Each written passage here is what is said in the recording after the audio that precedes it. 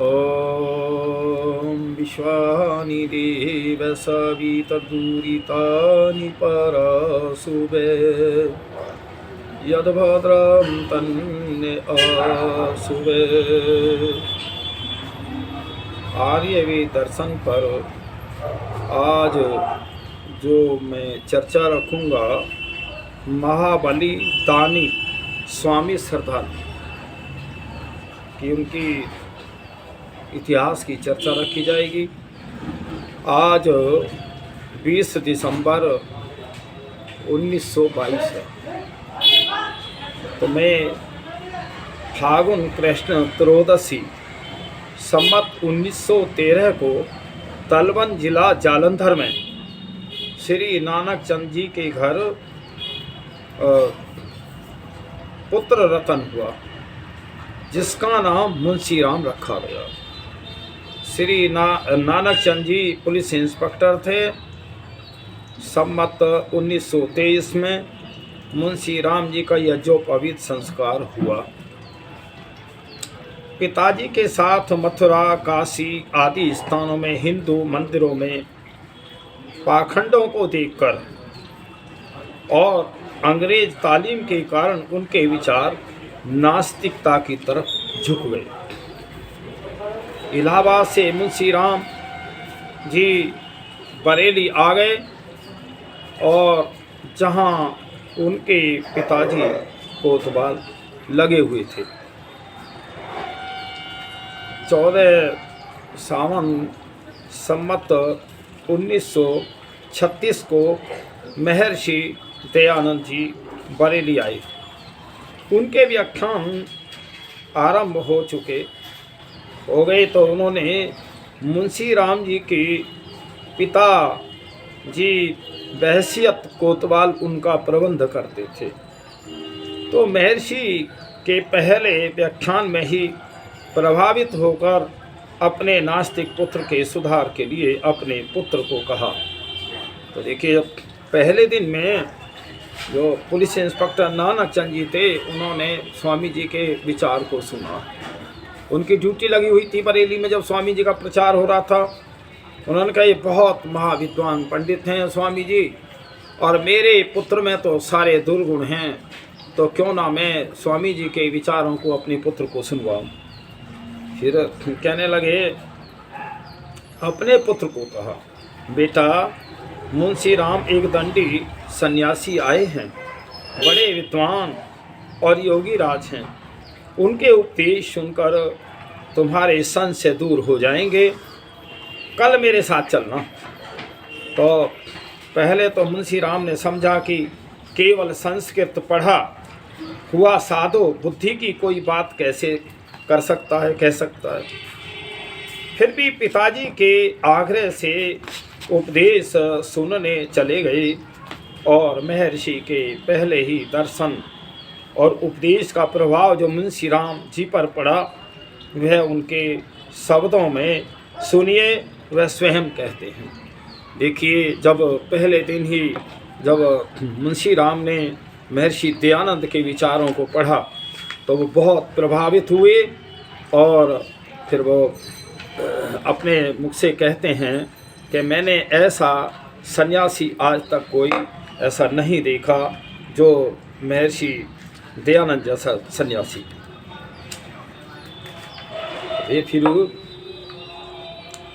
उस समय उस दिव्य मूर्ति को देखकर कुछ श्रद्धा उत्पन्न हुई, परंतु जब पादरी स्कॉट साहब तथा 2-3 और अंग्रेजों को अत्यंत श्रद्धा से बैठे देखा तो मेरी श्रद्धा और भी बढ़ी। तो देखिए, अभी 10 मिनट ही उपदेश सुना था कि मन में विचार आया कि यह बड़ा विचित्र साधु है, केवल संस्कृत का विद्वान है, पर ऐसी युक्ति युक्त बातें करता है कि विद्वान दंग रह जाते हैं। उपदेश का विषय परमात्मा के निज नाम ओम पर था। तो यह पहले ही दिन का आत्मिक प्रसाद जो मुझको मिला है, आज तक भुला नहीं सका। महर्षि के उपदेश के बाद मैंने अपने जीवन में इस किस्म के उपदेश का लेक्चर किसी भी विद्वान के मुँह से नहीं सुना।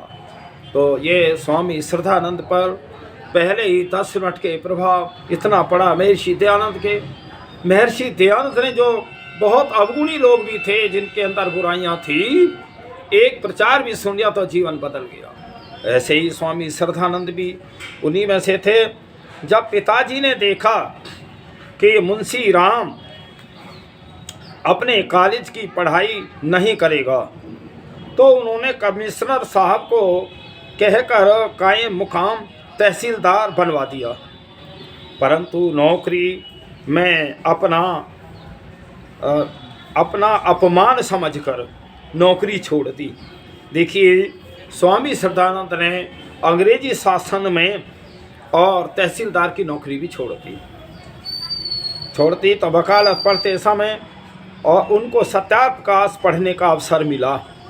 जब वकालत की डिग्री कर रहे थे, नौकरी भी छोड़ दी तो सत्याप्रकाश पढ़ा। सत्याप्रकाश पढ़कर सम्मत 1941 माह के महीने में आर्य समाज बच्चों वाली लाहौर के सदस्य बन गए। और जब सदस्य बने तो शराब, मांस आदि सब दुर्व्यसन छोड़ दिए और जालंधर में जाकर वकालत शुरू कर दी। तो देखिए, वकालत में उस समय सरदार अर्जुन सिंह जी, सरदार भगत सिंह के दादा और उनके मुंशी बने और उनके सत्संग से श्री अर्जुन सिंह जी का परिवार वैदिक धर्मी बन गया।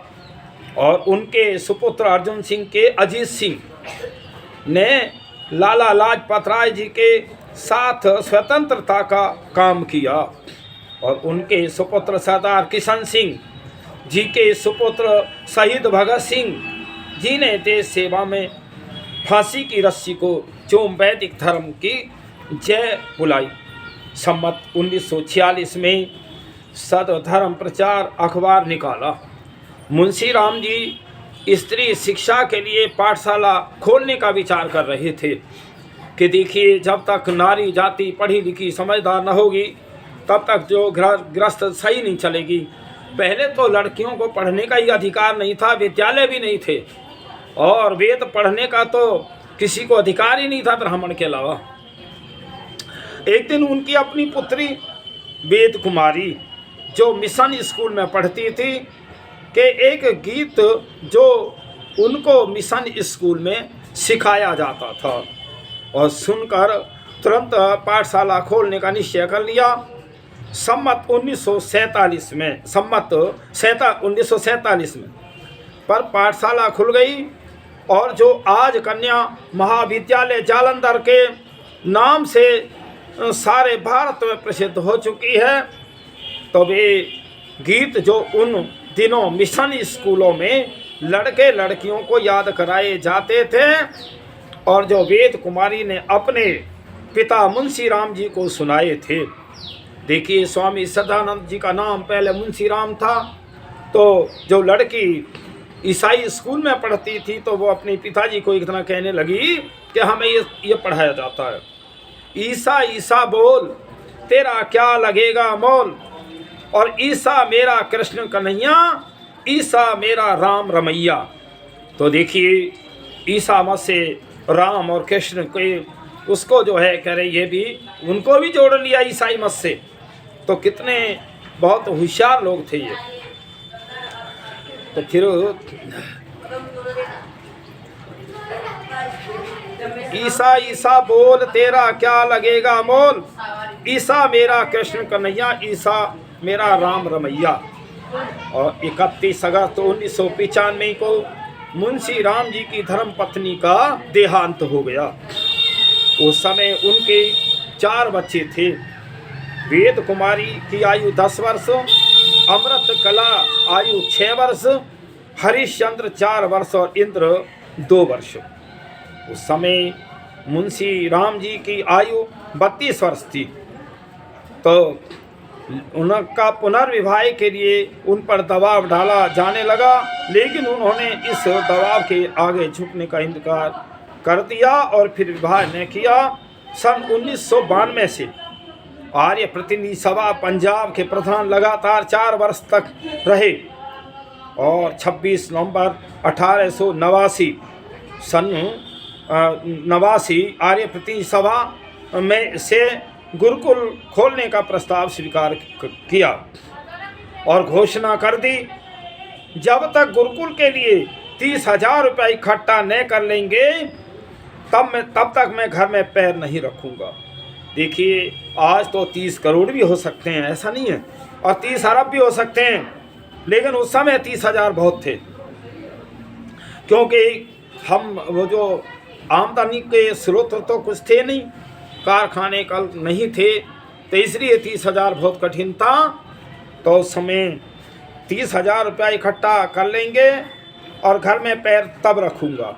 अतः लखनऊ से पेशावर तक और दक्षिण में मद्रास तक दौरा करके 8 अप्रैल 1900 तक 40,000 रुपया इकट्ठा कर लिया। तब आर्य प्रतिनिधि सभा ने उनका अभिवादन किया। उनका नाम महात्मा मुंशी राम प्रसिद्ध हुआ और 21, 22, 23 मार्च 24 को 1902 को मुंशी राम अमन सिंह के दान किए गांव कांगड़ी में गुरुकुल की स्थापना की। एक देखिए कैसे कैसे दानी थे। अमन सिंह नाम के एक व्यक्ति ने 1200 बीघे जमीन गुरुकुल इंद्र वो जो हरिद्वार का गुरुकुल कांगड़ी है उसके लिए दान दी। उन्होंने जब कि धर्म पत्नी का देहांत तो तब घर छोड़ दिया और समाज के दिन रात कायम करने लगे, और जब गुरुकुल जाने लगे तो आप ही जिम्मेदारी और बढ़ गई। गुरुकुल स्थापना के साथ महात्मा मुंशी राम जी ने कठोर उपनिषद और ऋषि वाजस्रवस और अपने गुरु महर्षि दयानंद की तरह सर्वमेध यज्ञ करना आरंभ किया। सबसे पहले उन्होंने अपने दोनों पुत्रों को गुरुकुल में प्रवेश कराया। संवत 1959 में अपना पुस्तकालय गुरुकुल को भेंट कर दिया और संवत 1964 में सत्य धर्म प्रचारक प्रेस की गुरुकुल को दे दिया। लगभग 30,000 रुपये की लागत की एक कोठी जालंधर में बेच दी थी और तब वो गुरुकुल खोला। तो इसीलिए उन्होंने 1918 में गुरुकुल के 10वें सालाना जलसे पर भेंट करके और फिर क्या सर्वमयी पूर्णम स्वाहा, मतलब सारी संपत्ति घर परिवार सब जो सौंप दिया कि जो हम वो यज्ञ में करते हैं ना, सर्वमयी पूर्णम स्वाहा करके और सर्वमेध यज्ञ की पूर्ण आहुति दी, क्योंकि आर्य समाजियों को सरकार क्रांतिकारी समझती थी। इसीलिए गुरुकुल पर अंग्रेजी सरकार की विशेष कड़ी निगाह होती थी। तो देखिए उस समय गुरुकुलों पे छापे मारे जाते थे। एक बार स्वामी जी ने 2 गुरुकुलों की स्थापना की। एक तो हरिद्वार गुरुकुल कांगड़ी जो 1200 बीघे ज़मीन में है, लेकिन 2,500-3 हज़ार बीघे ज़मीन में एक इंद्रप्रस्थ नाम का गुरुकुल, ये हरियाणा और दिल्ली की सीमा पर है। जिसका नाम है गुरुकुल इंद्रप्रस्थ, पहाड़ी पर है। और देखिए मैंने तो उस गुरुकुल में अपने बेटे को पढ़ाया, और बेटे को पढ़ाया जब मैं आता जाता था तो वहाँ पहाड़ी के अंदर में बहुत अंदर एक सुरंग बनी थी। तो वहाँ जो हमारे क्रांतिकारी आते थे वो छुपते या विचार करते, मीटिंग करते। तो एक बार अंग्रेज़ों ने छापा मारा, स्वामी जी आपके यहाँ बम बनते हैं? स्वामी जी ने कहा कि हाँ बम बनते हैं।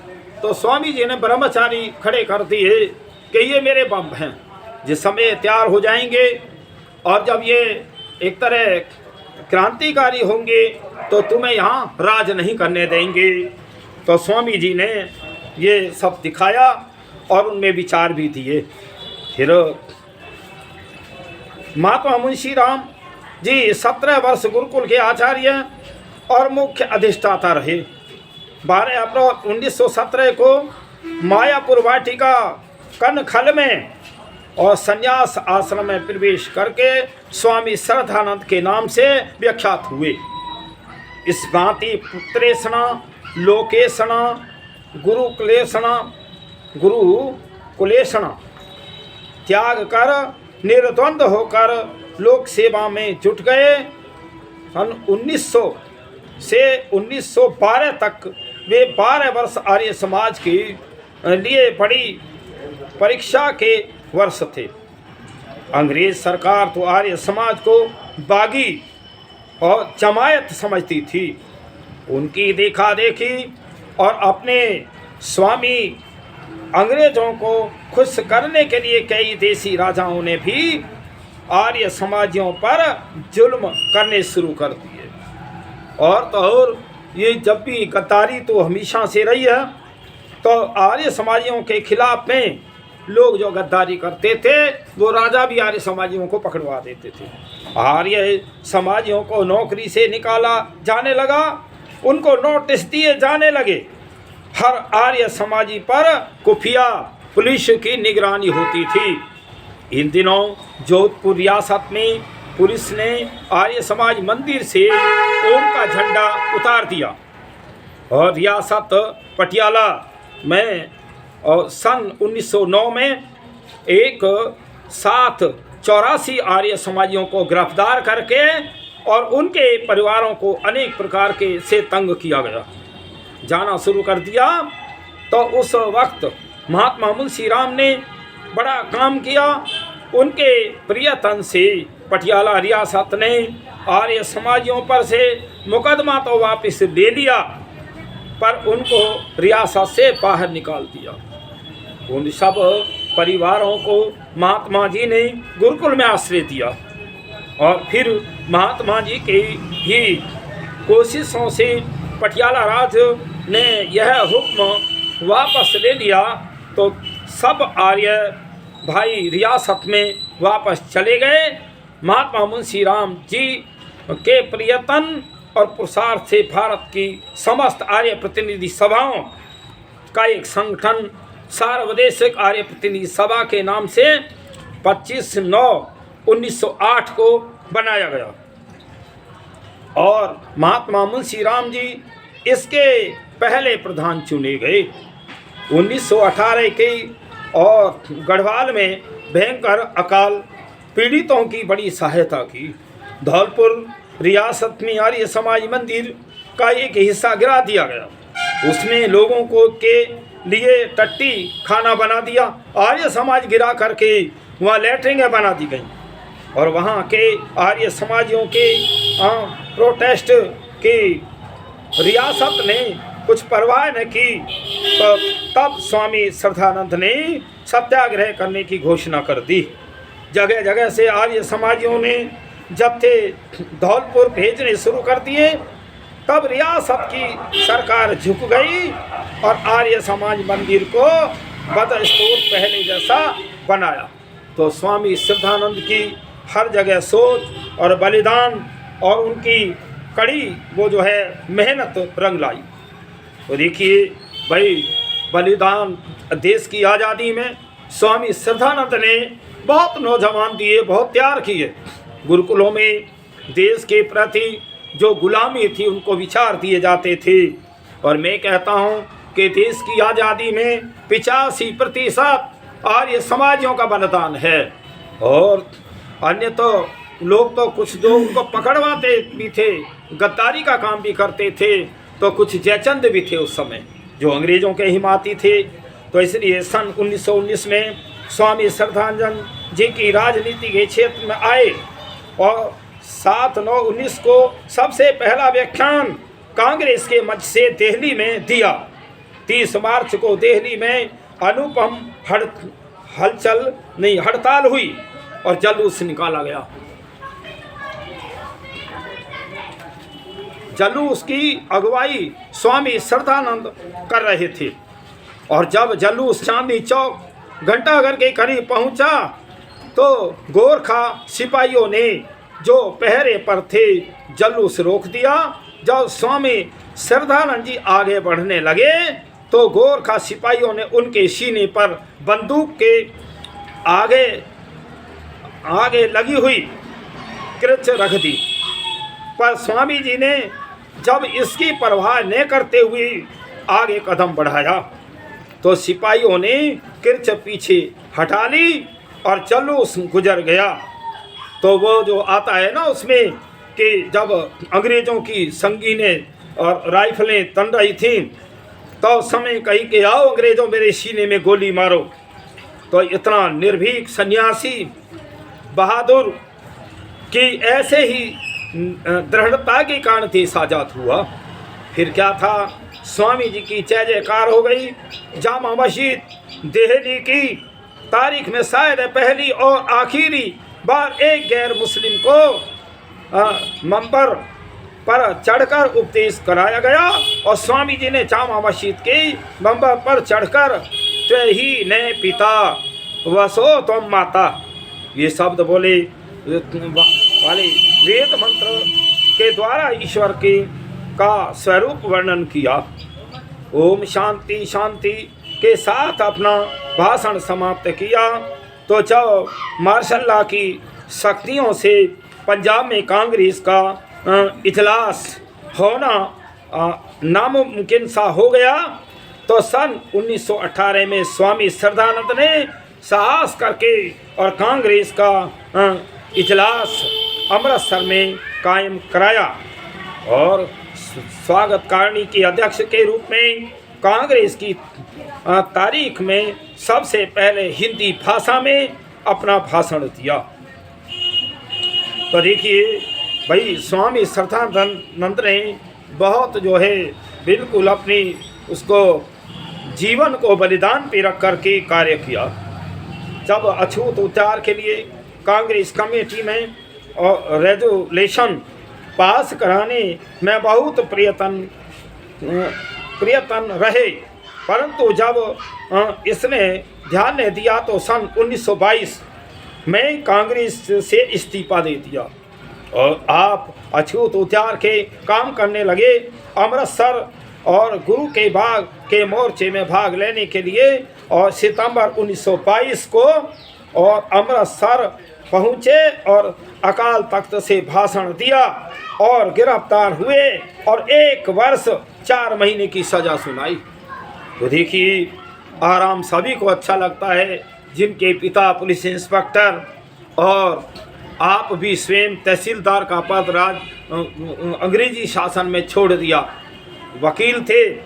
और ऐसा नहीं अगर धन का लालच होता तो वो और कुछ भी वो कर सके और जितना अपना कोठी थी और सब सर्वम भाई पूर्णगम स्वाहा सब चीज़ स्वाहा कर दी, आर्य समाज को दे दी। तो सन 1924 और 25 में मद्रास का दौरा करके छूत छात के खिलाफ आंदोलन शुरू किया। मालाबार के फसाद में बोपला मुसलमानों के हाथों हिंदुओं का कत्लेआम होने पर वहाँ खूब काम किया और ज़बरदस्ती मुसलमान बनाए गए, हिंदुओं को शुद्ध किया। 1925 में मथुरा दयानंद जन्म शताब्दी के सफल बनाने में इनका हाथ रहा।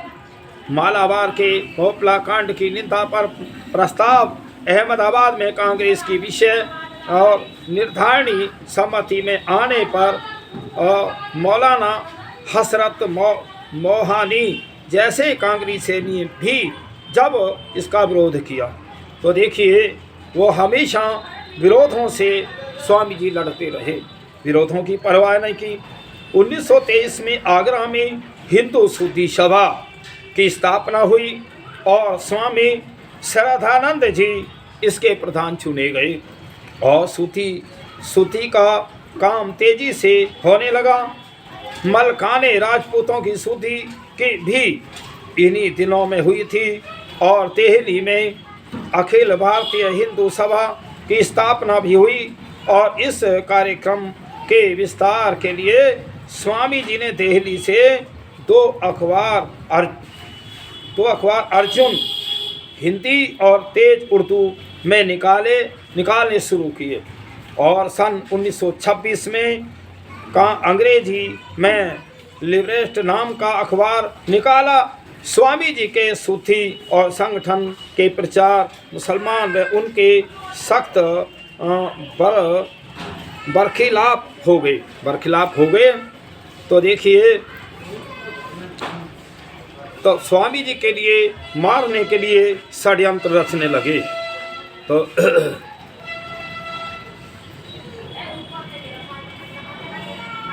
तो उनको हर रोज कत्ल करने की धमकी देने वाले पत्र आने लगे।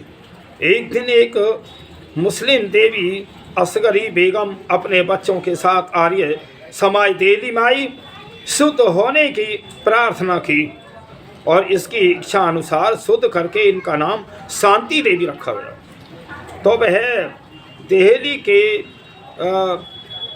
इस प्रकार स्वामी जी कार्य करते रहे। तो उन पे खूब मुकदमे भी चलाए गए और लोग भी उन्हें मारने के अवसर देखते थे। तो देखिए, एक बार 18 दिसंबर 1926 को सब मुलजिम बरी हो गए। फिर तो स्वामी जी को कत्ल की धमकियों के पात्रों का तांता बंध गया। जब आर्य समाजी बरी करा दिए गए तो स्वामी जी पे बहुत धमकियाँ आने लगी और ख्वाजा हसन नवाजी ने खूब जोर से स्वामी जी का विरोध करना शुरू कर दिया। स्वामी जी का शरीर रोगी था और वह रोग शैया पर लेटे हुए 23 दिसंबर 1926 को राजा राम सिंह को पत्र का उत्तर लिखते हुए उन्होंने लिखवाया कि अब तो यही इच्छा है कि दूसरा शरीर धारण कर शुद्धि के अधूरे काम को पूरा करूं। देखिए, ऐसे बहुत सारे प्रमाण आते हैं।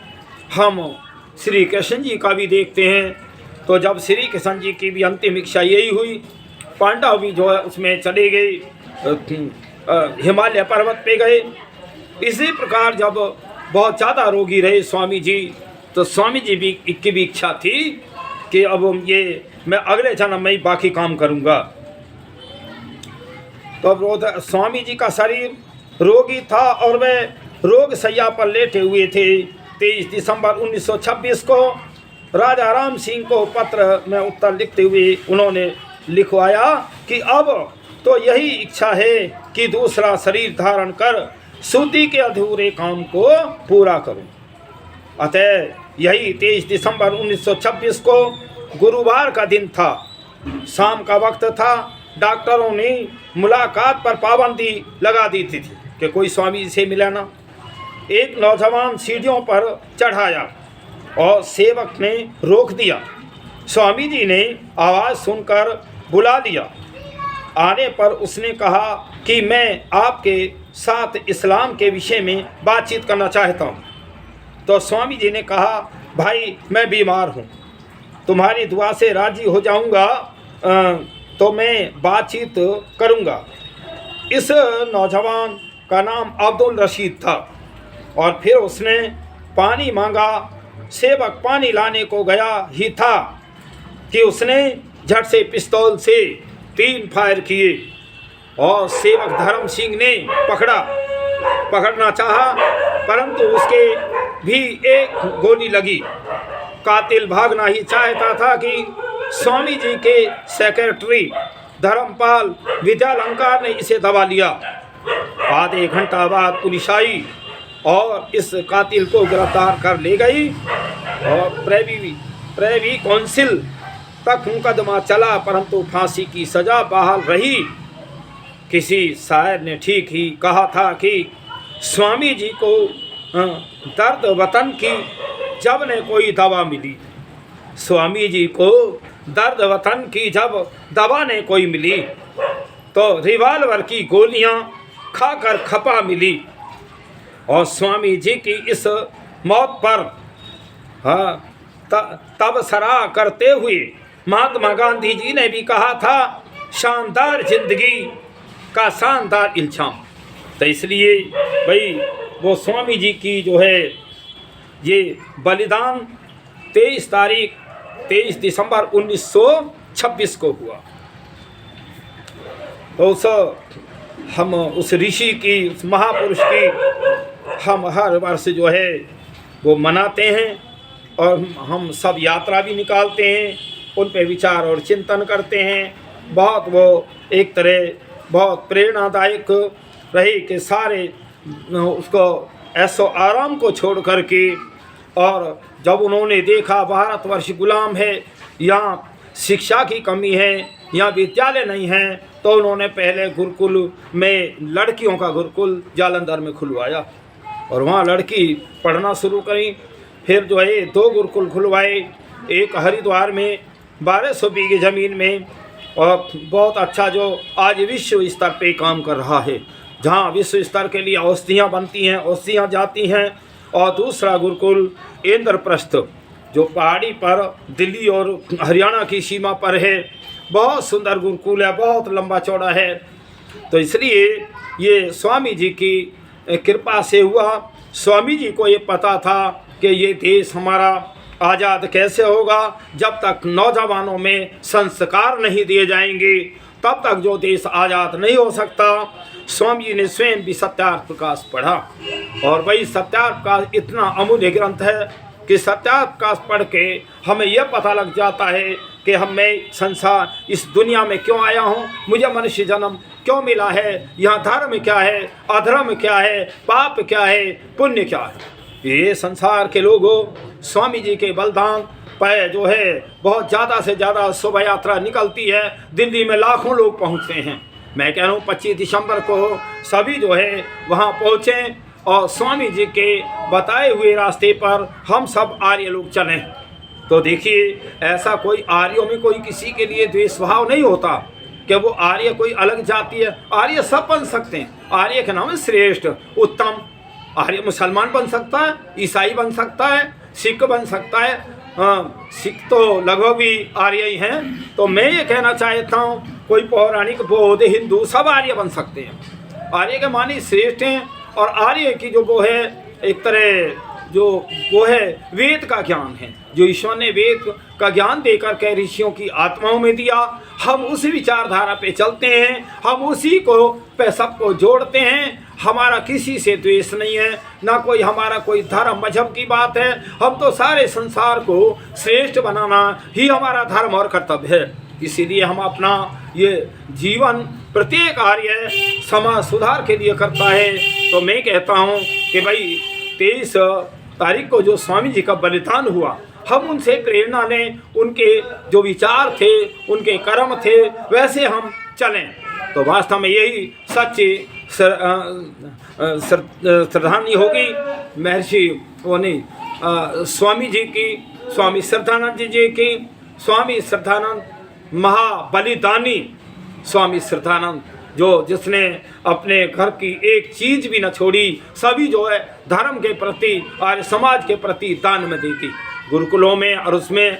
तो मैं सभी से एक नम्र निवेदन करता हूँ कि आप 25 दिसंबर को अवश्य दिल्ली पहुँचें। बहुत बड़ा हम इसीलिए कि भाई हम अच्छे विचार देने के लिए कोई प्रतिबंध नहीं है कि आर्य ही जाएं, दूसरे भी लोग चले जाओ, कोई दिक्कत नहीं है। अच्छी बातें सबको सीखनी चाहिए और गलत बात सबको छोड़नी चाहिए। और मैं जो मेरी वीडियो बनती हैं उन्हें लाइक किया करो, अच्छा लगे लाइक कर दिया करो, अच्छा है लोगों में और प्रचार बढ़े। तो मैं इतना ही कह करके ओम शांति।